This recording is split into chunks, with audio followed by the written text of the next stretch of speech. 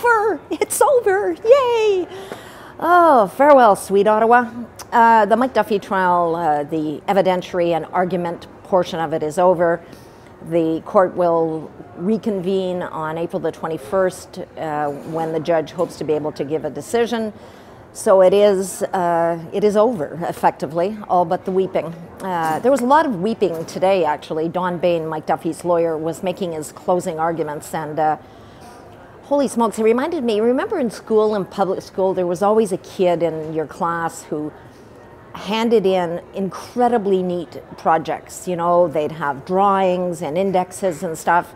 Well, that's what Donald Bayne spent an awful lot of time today doing. He said, you know, the prosecutors, Your Honor, they haven't indexed their written submissions. There's no footnotes. There's no transcript references. They've just, by God, they've just given us their version of the evidence. And then he would refer very proudly to his own several hundred-page long, neatly tabbed and indexed and referenced material. So it was very peculiar. He spent the entire day, virtually the whole day, being critical of the way the prosecutors had the day before done their submissions. I honestly have never seen anything quite like it. That said, of course, he repeated his theme, which is that if there's a villain in this piece, it is Nigel Wright, the former chief of staff in former Prime Minister Stephen Harper's office.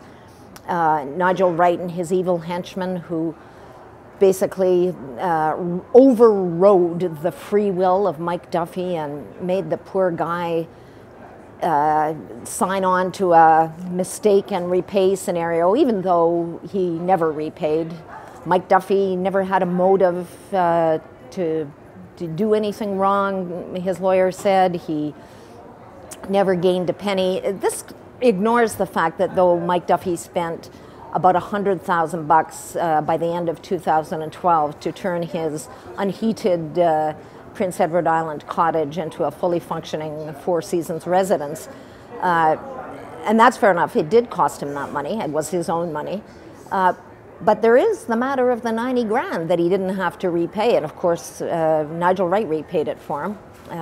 That's the subject of much interest to Mr. Bayne, who is still spent a lot of time talking about the evil creatures and the dark forces in the former Prime Minister's office, and how poor Mike Duffy resisted. He knew he'd done nothing wrong, and by God, he's done nothing wrong. Anyway, none of it is new.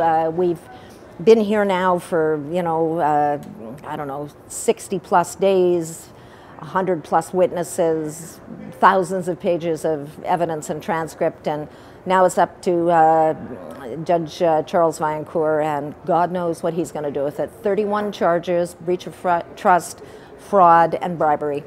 And Mike Duffy is much thinner and much more worn out, I expect, at the end of all this than he was at the beginning.